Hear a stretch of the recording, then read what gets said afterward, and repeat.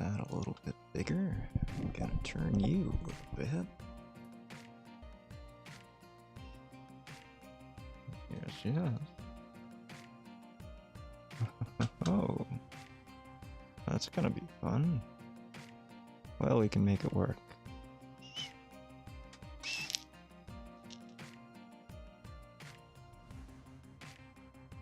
Yeah, absolutely. What is going on here? Out of my way.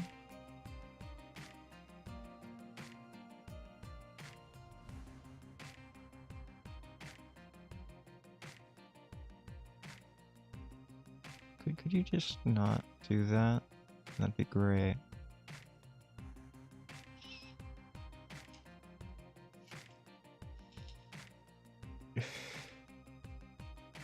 See if that worked its way out of the system. No, no. Of course.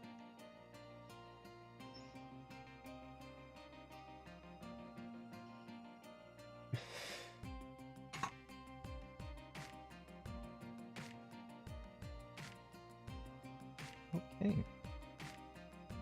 Ah, my nose, my nose. Okay. I think we're ready? No? Maybe not. Ah, we're ready enough. So, hey there, hi there, Hyde here. Good to see you. Yes, it has been probably a week. Who knows? Who knows how long it's been? I really can't say. Some amount of time. Maybe you watched some of the videos I put out this week. Yeah, I actually put out videos this week. Can you believe it? It's been a while since I've done something like that. I have to remember how to play this game. Yeah. Nope, that's not the right one. So we're playing Fishing Universe Simulator, again. The segment is called ChatterB8. I know I have other fishing simulator games. In fact, I have other shovelware fishing simulator games for the Nintendo Switch. So I could be playing a different game if I wanted to. I want these. Give me these. I would just spend all of my money on these, thank you. Yeah. I don't remember how to play this game. It's gonna take me a little bit to warm up. Maybe by the time we get in and start fishing. Oh, I remember I snagged on these. No, we're not gonna do that. We're gonna go to the Rocky River. I like the Rocky River. It's a nice place. I like the location where we were last time, but we snagged there, and I do not want to snag again. Ooh, the controls on this. I always... Oh, we have fish. You know what? We're gonna go back and sell the fish, like we forget to every week, at the fish market. Yeah. Yep. I can't believe I keep doing this, like, I'm so eager to end stream or something, that I just end up not selling the fish. I think I get tired. You know, being an old man, you get tired a lot. Things slip past your mind. You're not quite sure what's going on anymore. That's exactly how I feel these days. Especially during the holidays, right? I feel like during the holidays, especially, I get a little bit brain fogged and confused, and I don't know where I am or what I'm doing, and I should probably be in like an old person's home, where they can take care of me and they can give me medications and they can shuffle me around to, I guess play shuffleboard with the other elderly inmates. Yeah. Fantastic. Great. Yeah, just keep doing that. Our hook's wrong. Yes, we don't want this hook. We want a smaller hook. Not fishing hooks. The bigger the number, as in 6 here, that's a very big hook. Smaller the number, the smaller the hook. We're gonna go for, I guess, a size 14. Yeah, it doesn't look like it, does it? It doesn't look that much bigger, but it is. It really should be. I like to use size 12s in real life, but I use treble hooks and double hooks instead of single hooks like this. Yeah, I just think the way I fish, it makes more sense to do it that way. Yeah. Now, right. It's coming back to me. Just like every year I go fishing for the first time, and like I can't fish here during the winter. Not because I can't. There are things I can catch in the winter here. I can't fish in the winter because I hate being cold. You know? It's one of those things that I just do not like being. Like covered in slime, or greasy, or I don't know. I don't mind mud so much. Like I don't mind being covered in mud. And sweat. I don't mind sweat at all. So long as I'm outside, sweat's fine. If I'm in my bed and I'm sweating though, that's a problem, you know? I don't want to be sweaty in bed, but I will be sweaty outside, no problem. Yeah. But, when I get cold, my feet and my, hands especially, it's just not good. Very uncomfortable. And I would rather be anywhere else. um, Thinking about it, I hate it so much. Oh, another hiccup. Very good. Very good. I hate being cold so much that, we're still hiccuping. Very good, internet. Very good. I hate being cold so much that I can't even finish my thoughts. Yeah. I was gonna talk about Christmas, then I got sidetracked, being an old man with an old man memory. These things kinda happen, I guess. After this, fish is reeled in, we'll check the internet, and maybe it's gonna be a problem for us. It typically is on, I guess, Monday mornings for me. Yeah. But when I get cold, everything hurts. Like, it isn't just that it's cold. It feels like it hurts. Like frostbite or something. I don't have much, body mass to me. So, I don't really have much insulation on my body.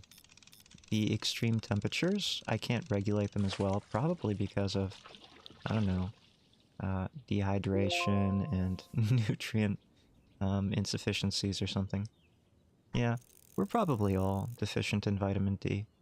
I don't want to get on that soapbox, but I think we could all afford to have a little bit more vitamin D in our lives.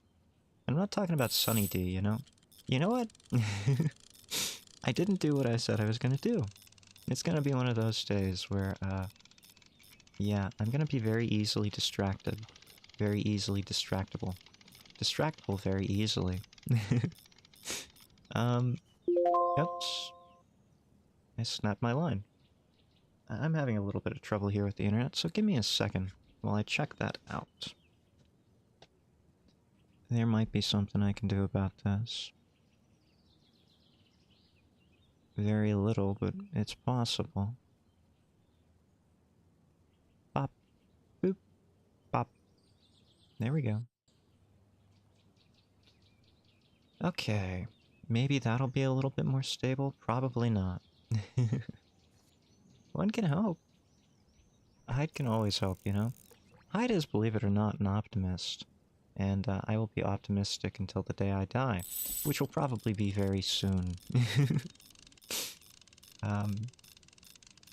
Soon, relatively, of course. On a geological timescale, any kind of amount of time that would be relevant to a human is relatively soon. I was just listening to a video the other day, and it was talking about how now modern humans, that would be Homo sapiens, as a species, have probably existed for longer than we thought. So now it isn't 100,000 years, now it's possibly all the way up to 350,000 years. Which is kind of ridiculous if you think about it. So much advancement in that later fraction. Not even a tenth. And that's where most of civilization is. But, if true, we're reaching our own expiration date as a species, right? Like, believe it or not. Most vertebrate species, like the complex ones, only tend to get about 1 million years in the fossil record. So now we have a third of that down, if that was accurate.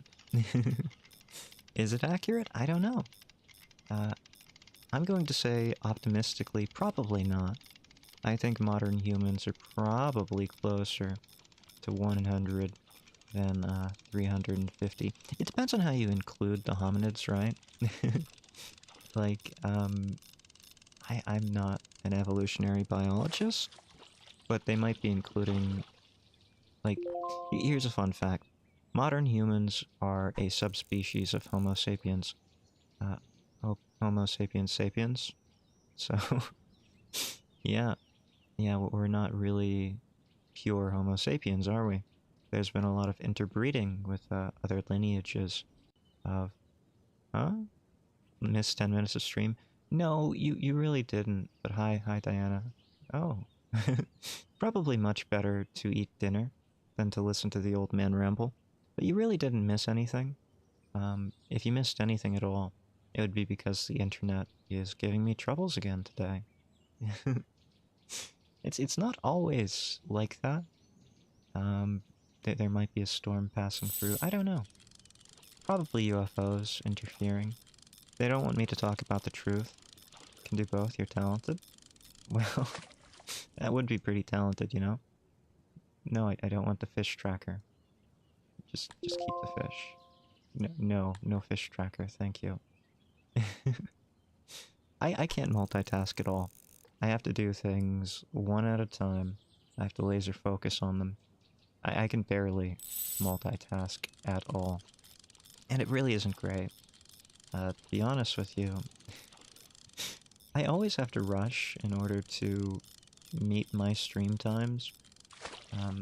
Because it's after my... No, I do not want the fish tracker. Please. Please, I do not want it. So I always have to rush, and I do multitask. It's just not very well. Laser focus when you need to? Yeah, but multitasking seems like a more impressive kind of thing. Only gain that power when you get... Oh, yeah. I once read that the average human attention span is about 10 minutes, and if you're very interested in something, you can do it for about 30 minutes straight without a break. Usually aren't the things that actually need to get done. I hear you there. There are so many entertainments available to us in the modern era. It's really hard to focus on anything that isn't fun, right? That quick dopamine release of just enjoying something is always at your fingertips. Yeah. Smartphones have been kind of a curse in the last who knows how many years that they've been around. I don't want to think about it, because it'll make me feel older than I am. No, I'll be exactly as old as I am. I feel old, yeah. But, yeah, I wish I could multitask, because it is December, and, I have a lot of things to do. I finished my Christmas shopping, which is nice, you know? I had to sit down and actually do that. And, yeah, a lot of it was sitting down. Because of modern era, right?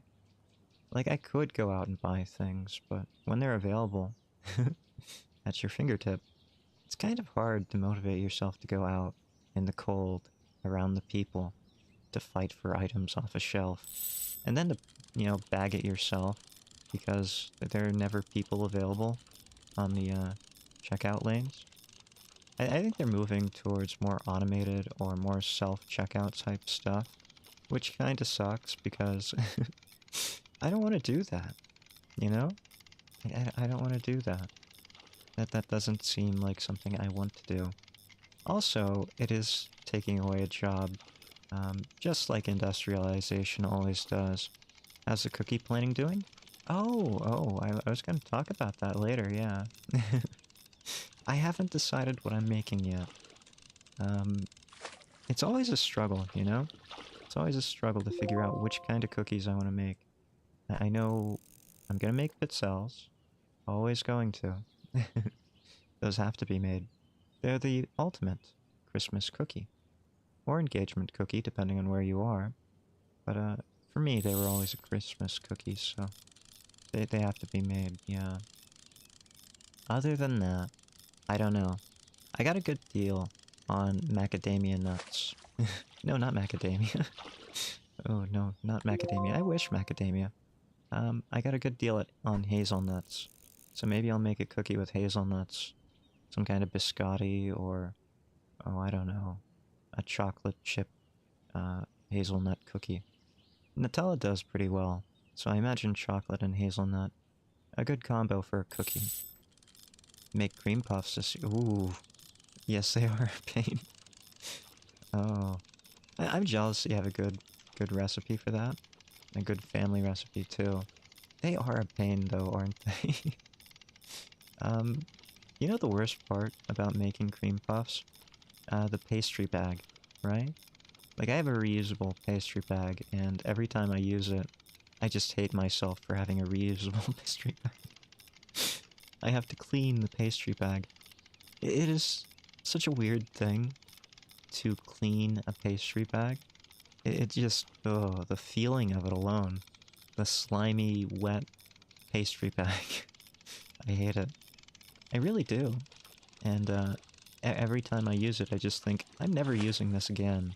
And then I remember, oh, I want to make something that requires a pastry bag. And then I don't have any disposable pastry bags. And I'm like, do I actually want to make it? No.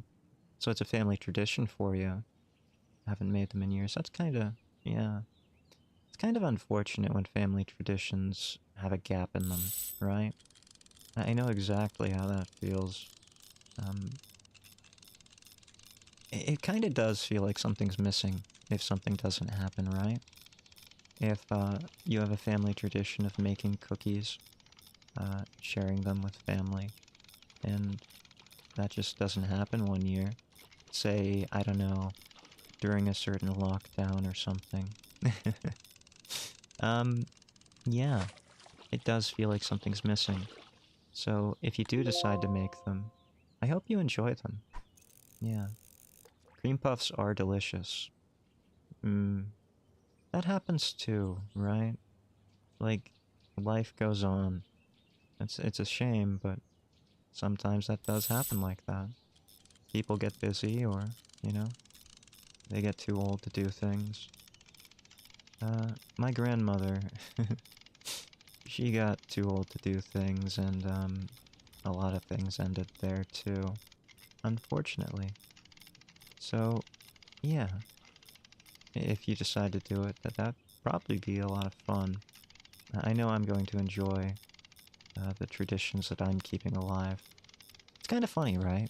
Like, humans are biologically the representation of what they are, a continuation of the genetic lineage, but the cultural lineage is just as strong as the genetic one, right? Just as we're keeping genes alive, we're also keeping little bits of culture alive. Unfortunately, it seems like the cultural bits tend to be lost more quickly than the genetic bits. Which is nothing to laugh about, but yeah, it's very sad. I wish it weren't the case, right? Like, maybe it's better that the genetic bits last longer than the cultural bits. Genetic bits... we have 4 limbs, and that's pretty good. I like having 4 limbs. But, at the same time, it is sad when traditions end. And I think about that a lot, in fact. More than I should, right? Like, in college. Hmm? Oh yes. Relation to global westernization. Now there's a topic, right? What can I say about that? Competition. I hate to bring it to terms of competition, but it does seem to be out-competing other things at the moment. But I do have faith that these other things will catch up and outcompete them in other ways. You know, I try to stick away from politics on the channel. And I try to stick away from things like that, but yeah, you're right. What can I say? I, I don't really understand why it's going this way, because it really isn't the most fit survival strategy. um, but then again, in nature, the most fit isn't always what reproduces. Sometimes the just fit enough strategy, the one that keeps things going, even though they're like held together by glue and paper clips, sometimes that's all that you need, and that can outcompete something that's made with precision engineering power. Typically, that's money and influence. Could be. I really don't know. Things are so confusing. I think the puppets being puppeteered by the shadowy elites, they don't have any idea what they're doing. And the shadowy elites seem to be doing a multitude of things against one another. So I don't really think there's one plan out there. And I think it's kind of a mishmash that's just turning into white noise as we live it. Short-term survival over long-term survival? Yes and no. Generational wealth is fairly rare, right? Like they say, generational wealth typically lasts 3 generations, right? So if there's generational wealth and power, it's not really going to last more than 3 generations. However, there are exceptions. And who knows, maybe those studies are biased, right? If the people with wealth and power are doing those studies and funding them, then yeah, of course they'll say whatever they need them to say. um, Fascinating to think about, though, isn't it? Yeah.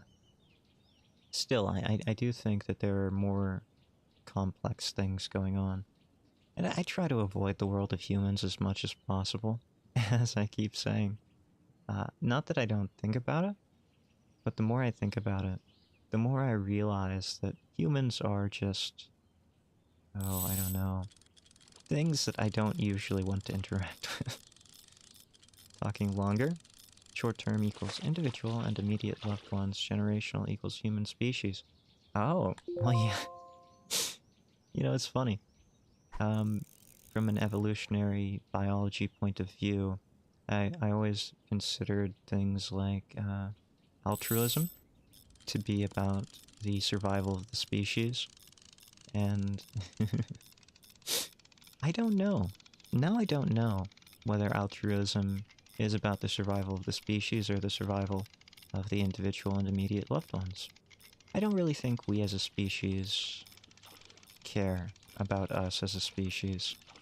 And the ones in power definitely do not care about us as a species, as much as they might profess otherwise.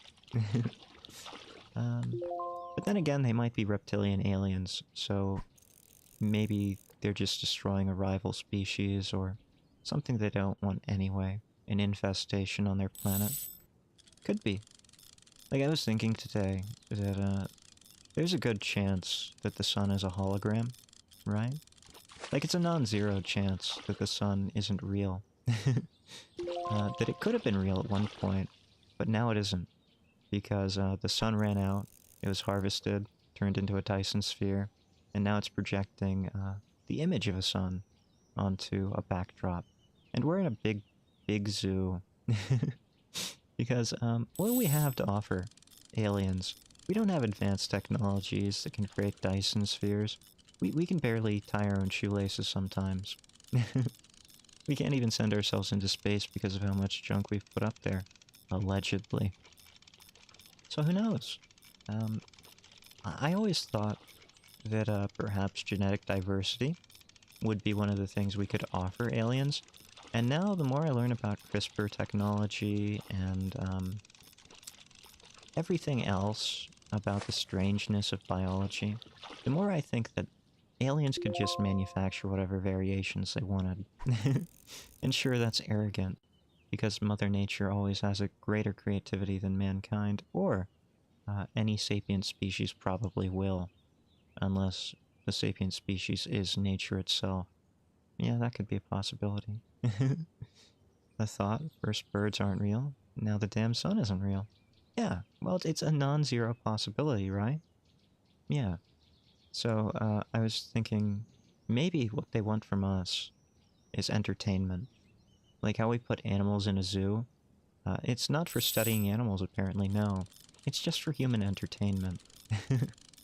If you wanted genetic variability out of the human species, you don't need 8 billion of us, right? We don't need to have that many for the variations. Although there are some interesting variations in human ethnogroups. Some ethnogroups have the ability to hold their breath for 5 minutes underwater, and they have longer fingers with webbing between them. And they can swim very far, very quickly, as compared to other humans. But, yeah, you really don't need that much variation if you understand genetics. Not really. So I imagine that we are just the 8 billion monkeys hammering on 8 billion typewriters until some of us create Shakespeare, right? That's what they really want from us. They want entertainment. And what better way of getting entertainment than going to a zoo and watching the monkeys, right? Yeah. Yeah. It's not a bad thing, though, you know, if the sun isn't real. They've at least kindly let us learn about how a solar system would or could work. But I'm just talking about the theoreticals here, right? Like, it doesn't make much sense to live like that. It makes a lot more practical sense to live as if the paradigm of, you know, there being an actual sun is true. Whether or not you can prove it. Because you really can't, right? Both are plausible. Without going out and doing some testing. And even if you did the testing, like, the testing could be interfered with in some way by a cosmic, lying, deceptive species or something. What about the moon, then? Oh, the moon is definitely not real. Think the moon's real? You know how perfect the moon is? The moon is so perfect that without it, we wouldn't have tides, right? Yeah. Tide go in, tide go out. Can't explain it. No, I do think... theoretically, there is a world in which there is a false moon that is pretty much not there, but the effects of a moon would be there through some other manipulations, right? That's theoretically possible. Say an alien wanted to replicate the tides on Earth. They could be moving their mothership around the planet, just like a moon. But there is no moon, right? We would get the same results. There would still be a tide. Everything would happen as if there were a moon, but the moon wouldn't be there at all, objectively. Isn't that a fascinating thought? Every paradigm that we cling to is just a practical one. One we use because it helps us navigate reality, right? But we can't prove most of them. I don't think we can prove any of them, in fact. I don't think we can ever touch objective reality, which is kinda sad. But it's fascinating to think about. Maybe I'm just biased by my love of science fiction, but I thought that was a fascinating thing, right? And now that I've talked about this, mothership that big, hard to imagine. Is it really? Still need the same mass and all that? Yeah. Yeah, it would. I don't think that's strange to think. If there are species out there that are capable of creating Dyson spheres, you think they wouldn't be able to have a supermassive spaceship? Oh, I guarantee it. There have been plenty of science fiction stories out there about entire worlds being turned into spaceships, right? So it's not far-fetched if we can imagine it. I think anything that a human could imagine a more advanced species could probably create in some capacity. Yeah. And if you think about it, most people aren't actually calculations. Like, theoretically, you could measure the curvature of the Earth using some pretty, well, pretty cheap materials, so long as you're willing to drive in a straight line. In the USA, you could probably do it. From the top of the USA to the bottom of the USA. You can take measurements based on the North Star and pretty much use a protractor and measure out the curvature of the Earth. But most of us just take it for granted that the Earth has a curved surface and is something like a globe. I won't say it is a globe because it's not. All the models suggest that it's an oblate crazonoid, and I don't even know if crazonoid is a word outside of geology. If you take the water off, I mean, it would be an oblate crazonoid, or it'd have a wrinkly skin, and it wouldn't be perfectly round. Because a lot of people don't think about this, but there's a lot of water on the Earth. And more water in the Earth as well. But, yeah, it's like something around 70% water, right? So if you take all the water on the oceans out, what would you be left with? You'd be left with these huge, empty, areas of landmass that would have a lower than sea level elevation, right? So yeah, it'd be all wrinkly like a raisin or a craisin, which is a cranberry raisin. I don't know why we don't call them raisinoids, but we always called it a craisinoid when I learned about it. Which is fascinating, right? Like, more people eat raisins than craisins out there. That said, I do prefer craisins to raisins. They're probably less nutritious.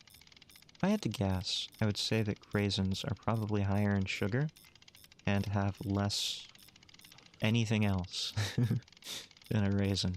Raisins probably are high in antioxidants and who knows what else. Maybe arsenic, for all I know. Which would be fascinating, right? I guarantee there are heavy metals in raisins. In small amounts. Small amounts, I need to say that. Not in a harmful amount, probably FDA-approved amounts. But, you know, there are heavy metals in most soils.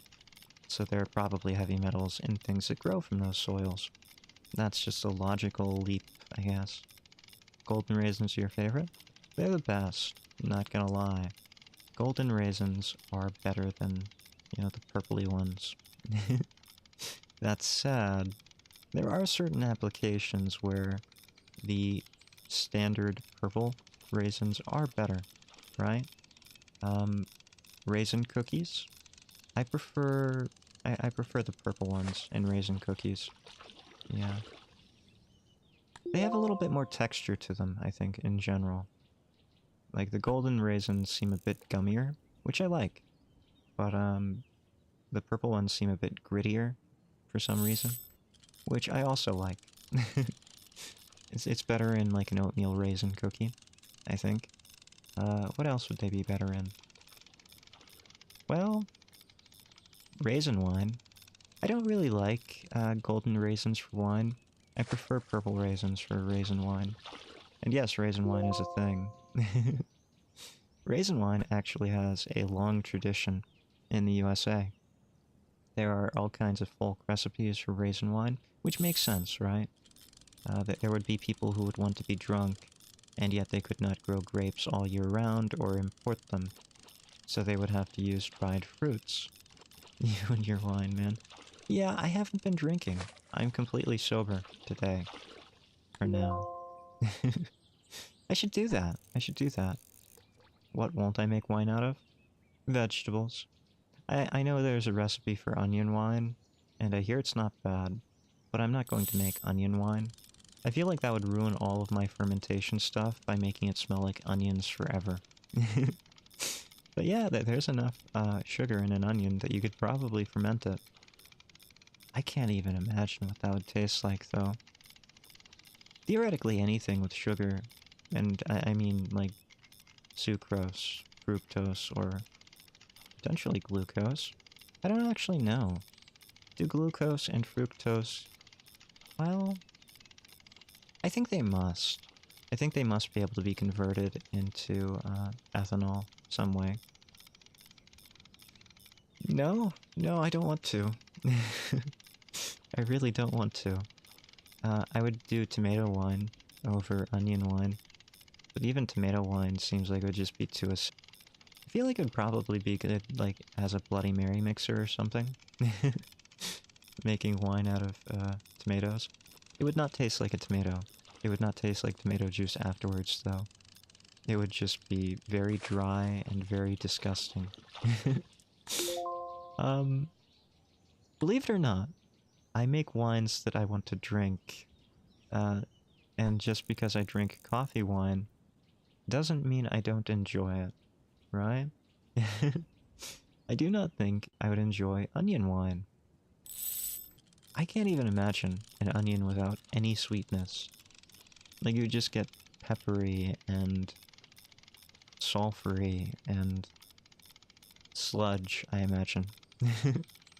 I imagine, like, onions are very high in oils, so it would probably be a very thick, viscous wine. It would just taste like the burny sulfur compounds of onions. Yeah, that sounds great. Tell you what, why don't you make that and review it? And, yeah, I'll love that. Pretty strange man. Hey now, what does that mean? How am I a strange man? Don't answer that rhetorical question. It's fair, you know? I don't even know what I would do half the time. Like, I obviously know it exists, so I've looked into it, right? I've made wine out of pumpkin before. It's not bad. It's not really good, but you can do it. No time, no energy, no space, no equipment. Hey, that makes it better. People love challenges, right? If I put more challenges in my content, people might enjoy it more. Some people. Some people seem to be motivated by challenges, right? Yeah. And some people like seeing the struggle. I think it's very big, in America especially, for the underdog to be rooted for, right? Like in some other nations, people root for the people who have the best chance of winning. Makes sense, right? From a cultural standpoint, it makes sense that you would want to be associated with the winning team, as it were. But America, we love underdogs, because we like to believe that the underdog can beat the surefire winner, right? So in the same vein, we love to see things that are challenging be accomplished. So the fact that you don't have time, energy, space, or equipment would actually make for a more compelling story, right? I made onion wine out of these things I already had. It's not as compelling as I made onion wine despite never having made wine before, having no time, no energy, and no formal equipment. Don't you think that sounds a lot more compelling? Like, I don't mean to turn it into a Mr. Beast pitch, right? Like, I'm not going to go that far. But I do think there's an element of that to content, especially. I don't know. Like, some people want that. I don't particularly want that in my content. I don't mind if it's there.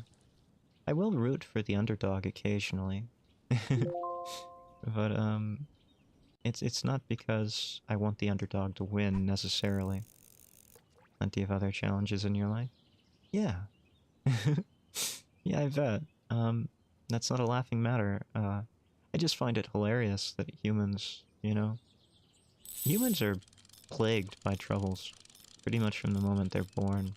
Makes you wonder why the species keeps reproducing, doesn't it? I always wondered that, you know? Why do we keep reproducing? What do people see in doing that? Like, I don't know. What's going on with our species? I think maybe Japan has it right, you know? I think maybe Japan has it right. And maybe we just haven't caught up yet, right? Like, Japan says they have problems, but I don't think Japan does. Japan seems to have a pretty good take on the birth thing, yeah. I said I was an optimist, but, I'm also a realist, right? So I lean optimistic despite being a realist. Yeah, shrug. Shrug shoulders. I don't know. That's a heavy topic, isn't it? Yeah. Let's just say that, yeah, maybe we should move away from that. Christmas cookies, right? Christmas cookies. If I remember correctly, we've talked about Christmas cookies before on one of the streams, probably a side pocket one. Yeah. And, I mentioned that I like very crunchy chocolate chip cookies. And I got some boos in chat from that. You know what I mean? Apparently there are a lot of soft chocolate chip cookie lovers out there, which I just don't get. I need the crunch. For me, a cookie comes down to texture, right? If a cookie has good texture, it's a good cookie. It doesn't have to taste like anything. It can just have the right texture. Which, fun fact, I really don't taste much of anything anyway. For whatever reason, I seem to have a diminished sense of taste. Yes, you love a soft cookie. I remember the booze. I was there. Not the booze. I don't remember a lot of booze. Actually, I remember most booze in my life. Very few times where I don't remember the booze. Same thing, soft cookies can have a great texture. I just don't know. Let me put it this way. A soft cookie reminds me of undercooked dough, right? That's not great. Why would you want undercooked dough when you have the option of having completely cooked dough, right? Like, people love fried foods, and fried foods, crunchy, because they're cooked until they're completed. But a soggy dough is almost universally hated, like a soggy fried batter. They're just oily and disgusting, and it feels like you're chewing on slime. That's a bad thing? Yes, that's a bad thing. Oh, I see. Okay. Cookie dough. Cookie dough. I really hate cookie dough ice cream. Like, I'm not gonna apologize for that. I hate cookie dough ice cream. My teeth are sensitive. And the cookie dough always turns into these frozen gumballs, right? That's the texture of cookie dough. It's not even real cookie dough. I have no idea what it is. But you're not supposed to eat raw flour. So it's not raw flour. And it's not just sugar. Heresy. It is not heresy. Sinner. Yes. Do I need to get it out here? I don't think I need to get it out here. But he would tell me that I'm not the heretic here. I am preaching the good word. Cookie dough ice cream is wonderful? No. I'm sorry, I disagree. Cookie dough ice cream is just the worst parts of two bad things put together, right? It's not even cookie dough. Like, just put the chocolate chips in there if you want chocolate chips. The cookie dough is some kind of weird amalgamation of slime and sugar. It's not real cookie dough. There are no eggs. There's no flour, probably. It's just a slurry that they freeze into the consistency of a gumball that you chew on, and it makes your teeth hurt. For multiple reasons, but mostly because it's cold, right? And then there's the crunch of the cheap chocolate chips, right? Because they never put the good chocolate chips in cookie dough ice cream. Well, I can't deny that I have strange taste buds, and maybe my opinions are pretty strange, but at the same time, I think I'm right on this one. It's not about the taste. The cookie dough taste is okay, right? Like, I don't mind eating cookie dough out of a bowl. Think new... I wish I could. I wish I could get new teeth. I'm still looking for a new dentist. I would like one very much. But my last molar, not fixed yet. That's probably a year ago that whole thing started, right? Still very sensitive when I bite into anything hard. So it's probably not great. If I end up with a jaw infection, and that's close to my brain, that could be very bad, right? But luckily, I do not feel any pain, so it's probably not infected, even if it is a bad filling. But I do need new teeth. You know, one of these days, when science gets around to it, maybe we'll be able to grow new teeth, right? I'm gonna think about getting shark teeth. I think that'd be a lot more fun. Yeah. They're just skin cells, right? So they'll grow back, just like any other skin cell. Whereas our teeth are bony protrusions coming from our jaw, which is a horrible design, if you think about it. Why would you let your bone come out of your fleshy bits, right? Like, who designed that? Who said that was a good design? It makes so much more sense to be like a shark and have skin cells become your teeth, right? I think that makes a lot more sense from a design perspective, and yeah, you don't have to worry about cavities, right? Then again, sharks will eat anything. Like, they'll just swallow hubcaps and anything they can fit down their throats. Which is not great. So they do lose a lot of teeth doing that. But, we're not sharks, so I think it'd be fine if I could have that kind of shark tooth. Then again, you know, I don't really go for the whole transhumanism thing. Like, I don't want that future. I don't know if it's apparent, but I'm kind of a neo-Luddite at heart, and I don't really like technology. He says as he's streaming himself playing a video game, using several forms of technology, as his voice is captured through technology and transmitted through another technology. Yeah, I'm aware. I'm aware of the contradiction here. I use technology because I have to, right? I don't literally have to, but in order to live a decent life, I kinda have to. There's no one manufacturing certain things anymore that would make life easier without the technologies that we have. And then you have to set, like, standards, right? Like, where would you set the standard for what is acceptable for your technology? And a lot of people seem to say human-powered technologies are okay. But I've seen a lot of people have, like, those magnetic bikes where they generate electricity. That would be human-powered. I don't like that. It has to be simpler. So I think simple machines are probably okay. Pulleys, screws, ramps, wheels, that kind of thing. Cogs. I don't know if cogs are simple machines, are they? They're probably ramps if you look at them close enough. A screw isn't a simple machine either. A screw is a rotated ramp, isn't it? Yeah, it's coming back to me. How do you think you would fare without electricity, Hyde? I'd fare pretty well for the rest of my life, I think. For the rest of my life. You would cease to exist. Yes, it's very hard for the modern species to adapt to such living styles. Electricity really is one of the most convenient things out there. Don't know how to exist without it. Barely survive without the internet. It's remarkable to think that just a generation or two ago, the information on the internet would not be available to you. You would have to go to a library, and the library would not have everything inside of it. But now, the world is so small. Literally every bit of information is available to you if it's on the internet. So pretty much 90% of all information is available to you. It's a fascinating thing to think about. And yet, what do we do with it?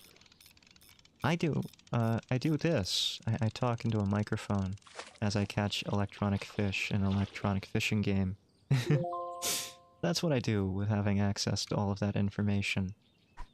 I don't think life would be that much more difficult. It would just be a matter of adapting, right? And I think humans are very adaptable creatures, for better and worse. It would just take a little bit of adapting to a period without electricity, which you really ought to do, by the way. When the EMPs strike and all of your unshielded electronics get fried, you're gonna have to do that anyway, right? So it's best to get that done with as soon as possible. Get some experience with it. Looks like we're out of fishing space. Either that, or you should start investing in Faraday cages and start caging your electronics, right? Yeah. Like, a lot of people, they don't worry about, like, solar flares enough. They don't worry about EMPs enough. That's all it would take to destroy a nation, I think. Well-placed EMPs. Which is very sad, because we come from a long line of humans that lived without electricity, right? We lived without the internet. We somehow got to this point without electricity or the internet. And it's really only a couple generations now that most of us have had access to, well, definitely the internet. That's my generation, for sure.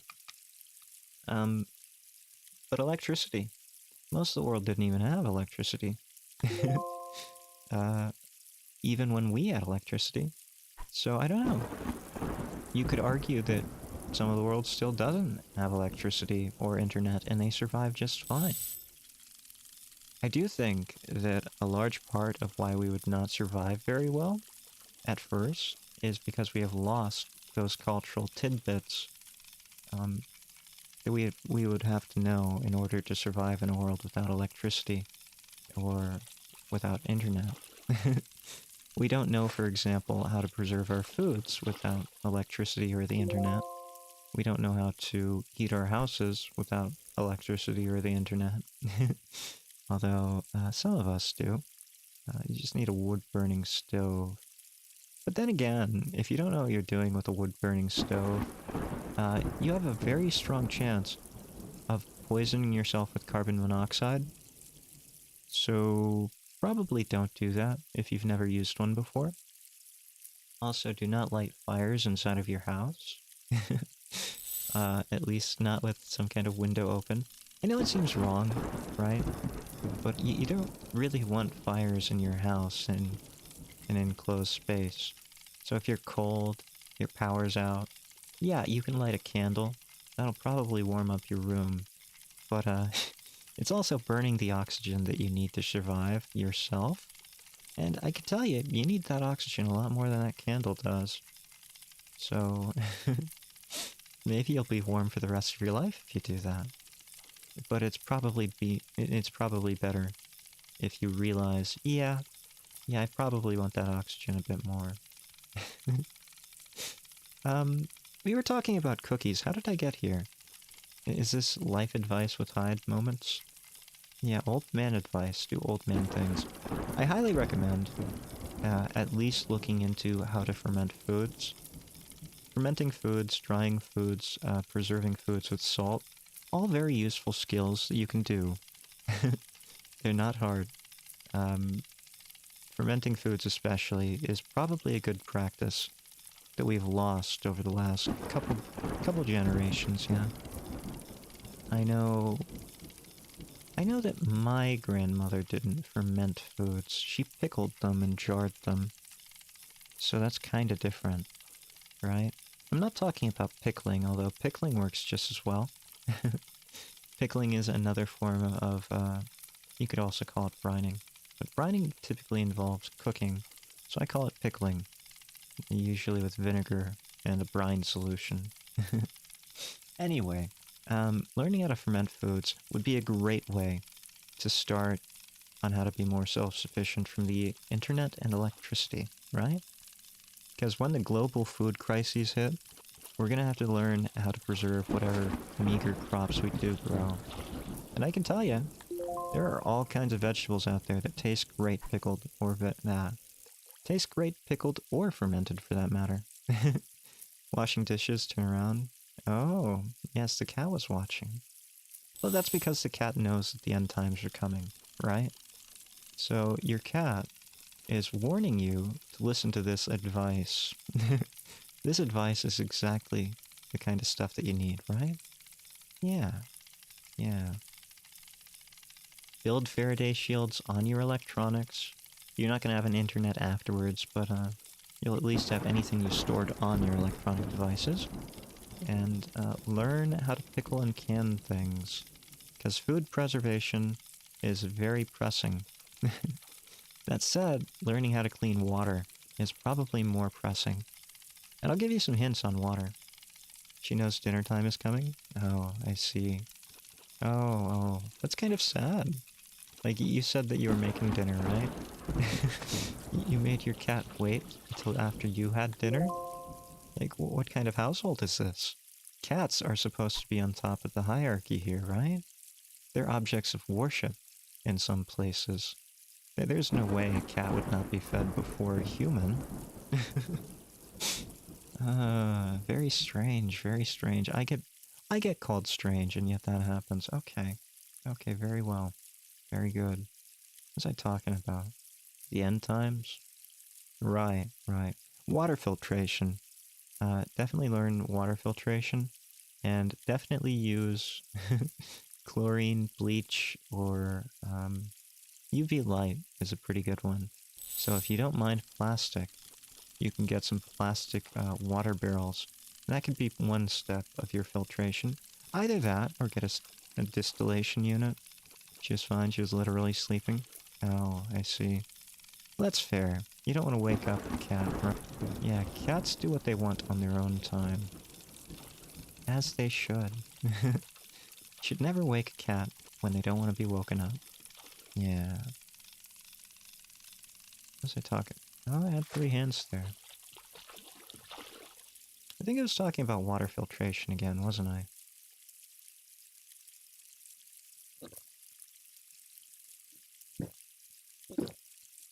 Really, we all ought to be doing that. And I don't mean like water filtration, like not proper filtrations through a filter, because that won't do anything for some things. We need to be more concerned about our drinking water, because humans are doing strange things to our drinking water tables. And wastewater treatment plants can't really get rid of everything, right?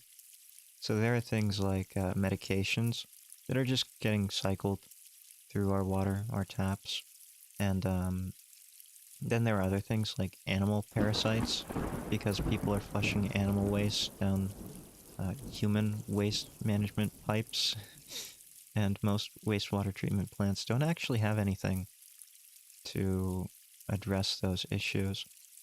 So we have this like double whammy of human drugs and non-human wastes and parasites that we really have to be worried about, right? So learning how to clean your own water, probably a good thing, probably a good idea. Distillation is probably the best way, but it's not very practical, right? Because you have to rely on a heat source. It's a very inefficient way, but it's the best way to get pure water, right? Collecting steam. Another way, UV light would help with viruses, but it wouldn't help with certain medications. You'd probably have to precipitate out the salts, which is not great either, right? Like, you actually need salts. A lot of people don't know this, but your body is a fine interplay between water and salt. Like, you need both. That's why Gatorade is a thing. Although Gatorade is kind of a scam, because it's mostly sugar. It's not good for you. But if you're losing a lot of sweat, then I guess you are losing a lot of salt, and the sugar will make you feel better. In addition to the ions being replaced and the H2O itself. Yeah, makes sense. As a product, it does what it's supposed to do, which is a lot better than most products. But don't let them trick you into saying it's healthy, because Gatorade is not healthy. It'll never be healthy. It's strictly for replacing electrolytes, and there are better alternatives these days. Although, that's sad, they probably don't taste as good. I've never really been a big fan of Gatorade. Whenever I sweat out too much stuff, I when I was working in West Texas, I found a neat product, right? I found this really interesting product that I thought would be awful, but it was supposed to help with dehydration and replenishment of electrolytes. And what it was essentially freezer pops, the ones that come in clear plastic tubes, made using, like, pickling brine. And they're actually pretty good. I highly recommend. Whenever I was feeling lightheaded and I was sweating a lot, and I felt like, oh, I have heat stroke or something, I would grab one of those. I would just, let those melt on my tongue. And the taste of the pickle juice as it slid down my throat, almost freezing cold. Very refreshing on a warm day, you know? Highly recommend. I wouldn't mind being sponsored by a product like that. Yeah, frozen pickle juice. Sign me up. Give me a lifetime supply. Do you need those drinks occasionally? Oh, electrolyte powder from Aldi. I see. Yeah, there are alternatives nowadays. Can you imagine being the first person to make Gatorade? Well, the human body is actually comprised of salt and water. What if we replenish them both at the same time, because both come out in sweat? And then we're gonna patent that. Mother swears by pickle juice? Yeah, pickle juice is great. It contains ammonium nitrate, sodium chloride.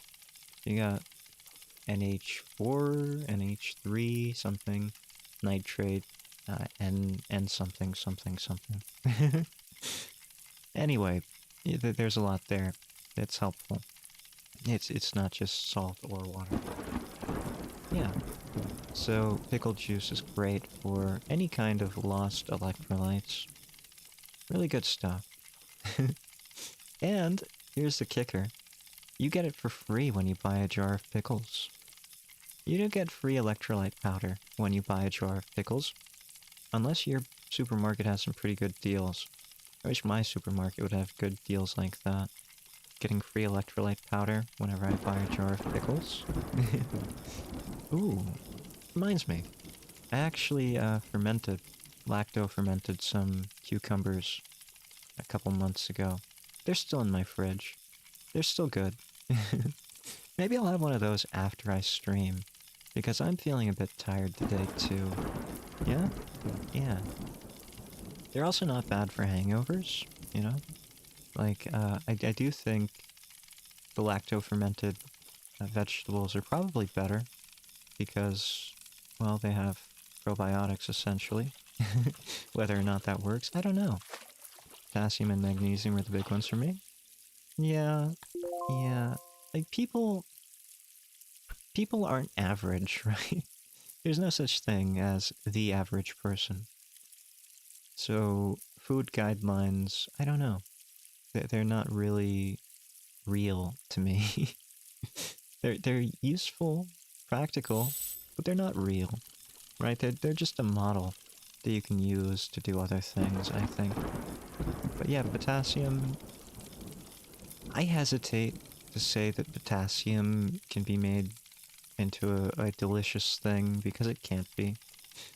The best way to get potassium salts into the body is probably through sylvite. And if you ever lick a block of sylvite, which I have, it tastes like vomit. Not just vomit either, it's like that weird mineralic taste in your mouth before you're going to vomit. I'm sure we've all been there, right? We're sick, or we've had too many to drink, and our mouth gets all... Like there's a lot of saliva flooding our mouth, and it's full of this weird mineralic taste. It tastes like that. So, any kind of electrolyte powder that contains a high amount of potassium always scares me off because of that. Yeah. Based on what my muscles tell me. Yeah, yeah. No, I absolutely guarantee. I'm a big proponent of humans following their bodies, right? Their bodies know better than doctors a lot of the time when it comes to dietary needs. Now, there are exceptions. You don't really need all of the sweets you might want, so maybe ignore some of them. The high fats, the high sugars. But if you're feeling a craving for something like broccoli, well, maybe you need vitamin C. Or is that cabbage? Yeah, I'm thinking cabbage. Yeah, if you need vitamin C and you're craving cabbage, yeah, that's your body telling you something. I think. Hate that feeling? Oh yeah, I hate that feeling too. It's not a feeling though, it's a taste. I'm pretty sure it's just pure sodium cations in your mouth going through your saliva. Oh, it's great. But that's one of the best ways to tell sylvite from sodium chloride in the field. So yeah, just go out there and lick salts. Do not go out there and lick salts unless you know what you're doing. And even then, I do not advise it. Just a standard disclaimer. I am not legally responsible for anything you do. Yes, there we go. But I did lick a lot of rocks. So I know what a lot of rocks taste like. I also know their textures pretty well. um, Spoiler alert, a lot of them taste pretty similar. Yeah. They just taste kind of like dirt. um, I don't know if I should be admitting that they taste like dirt, because then that implies that I've tasted dirt. We've all tasted dirt, haven't we? Right? Like, we all know what we all know what it tastes like, because we were kids, we've tasted dirt. It tastes like chalk, because we've tasted chalk. Like, how do you explain that? How do you explain to another human that's never tasted dirt what dirt tastes like? It's very hard to do. Dirt has more of a texture than a taste. Yes, unintentionally. Yes, some of us unintentionally. That's true. I don't want to make it seem like we're all licking dirt out there just because we want to know, right? Like, soil is full of parasites. Or intentionally for some few people. No comment. But you know, there's some research out there saying that licking dirt's probably the immune system because it's so full of parasites and bacteria and viruses, right? Yeah. How do you expect to get resistances to these things if you don't put them into your body somehow? Vaccines? What, like medications? That doesn't seem right. No. No. Just shove dirt in your wounds, right? That's how we treat things nowadays. Don't do that unless the doctors tell you to.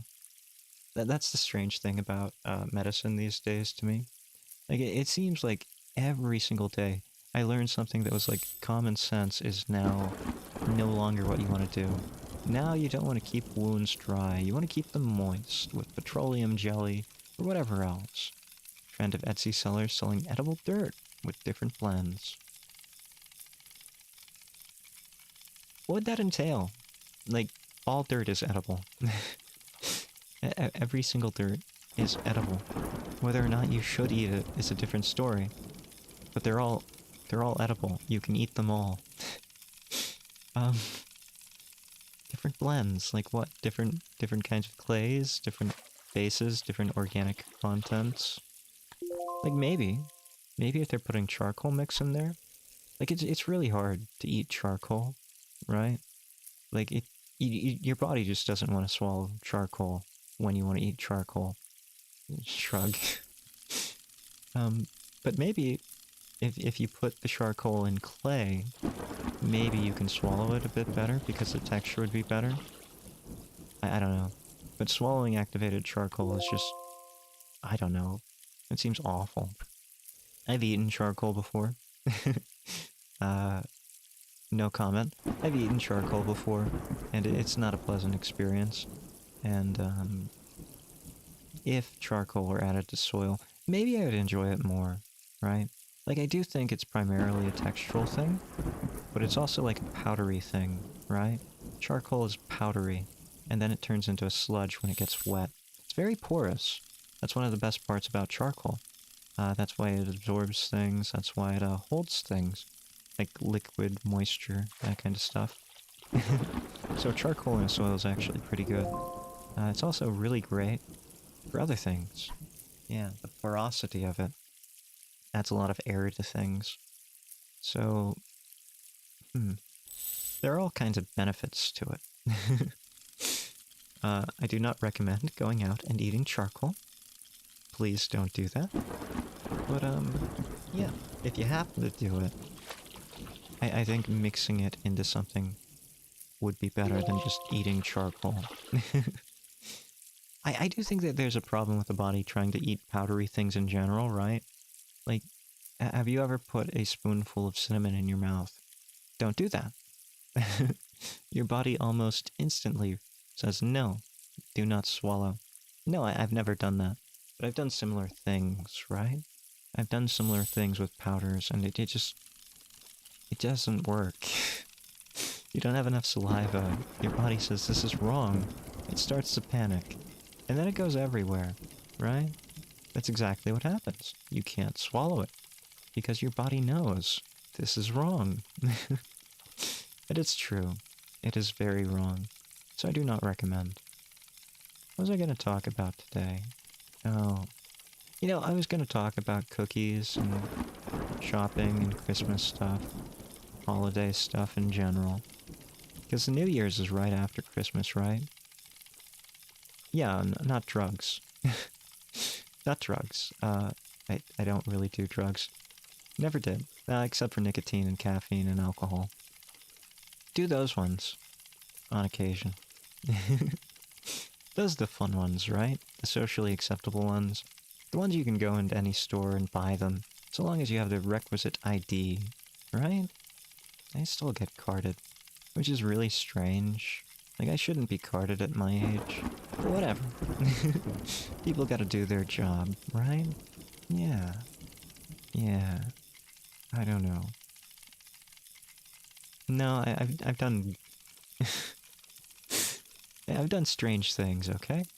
But, drugs are not amongst them. My repertoire of drugs are really just very low. I don't even take most medicines that doctors prescribe me. So, yeah. Yeah, I'm very drug-free for the most part. Stop getting carded regular. Oh. Well, you know, that's convenient. That is very convenient. I wish that were the case for me. I am sorry to hear that, though. Oh. Like, I don't know if that's better or worse, though, you know? Part of me says it's better, right? Part of me says it's better.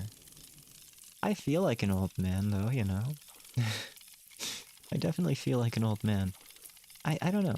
I would take a healthier internal body over, like, looking younger any day of the week. It's not even a competition. My body is at the point where it's breaking down, and if I could trade any kind of looks that I have left, I would. I would absolutely trade them, so that I could, you know, just feel young again. Like I have energy, and like sleeping doesn't cause me to have 6 months of arm pain or something. One bad night of sleeping, 6 months of pain. Yeah. Age like milk genes? Oh. Oh, you have my sympathies. I got some bad genes from my parents as well. I got some good ones, too. Got some pretty rare ones, which is not great. Probably genetically gonna be difficult for some things. Oh, you know what I just learned the other day? I'm one of the rare people who had binocular vision trouble. Binocular blindness from a migraine. Apparently, that's not very common to go completely blind from migraines, and it might be correlated with a clotting factor mutation with abnormal clotting. Potentially lupus. So yeah, there's that to look forward to. I would probably trade that for age like milk genes, so long as, you know, the body was actually physically feeling okay. It is pretty rare. Apparently so. The paper I was reading, it was a small study, somewhere around 30 participants, but only about 1.6% actually experienced binocular vision loss. Usually migraines cause one eye to have temporary blindness. Not two. Luckily that's quite a rarity. So, yeah, I don't know. Maybe I have some clotting factors that I need to get looked at. Maybe bone marrow issues. Who knows, you know? The human body is a mystery to me. I haven't gone to a doctor in probably 10 years. Who knows? Anything could be wrong with me. And I don't want to know. That's the best part, right? I don't have to worry about it, because I don't know about it. I will say that I'm probably vitamin D deficient, because everybody is these days. Like, nobody goes outside anymore, nobody generates enough vitamin D. Vitamin D isn't even in most of our foods anymore. Like, we used to have a lot of dairy products in our diets, right? In the USA especially. Nowadays, dairy's quite expensive, which is quite a shame, right?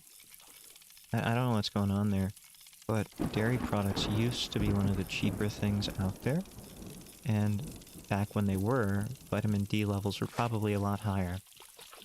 Weird vision changes? Auras. Oh, yeah, yeah. Floaters, wavy lines, iridescence during migraines. Yeah, iridescence is definitely, migraine auras. Never blindness. Well, I hope you never get it, because it could be indicative of other things. But you do have my sympathy there. The weird vision changes, like the tunnel vision. I got tunnel vision a lot in both eyes. Everything would be white except for a thin, straightforward view. Go to the doctor. That's a good one.